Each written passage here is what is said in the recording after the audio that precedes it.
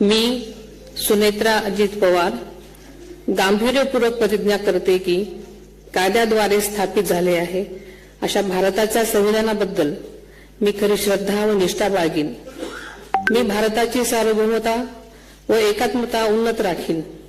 मी महाराष्ट्र राज्याची उपमुख्यमंत्री म्हणून माझी कामे निष्ठापूर्वक व सद्विवेक बुद्धीने पार पाडेन आणि संविधान व कायदा यानुसार सर्व तऱ्हेच्या लोकांना मी गांभीर्यपणे व निपक्षपातीपणे तसेच कोणाच्याही विषयी ममत्वभाव किंवा आकस न बाळगता न्याय वागणूक देईन।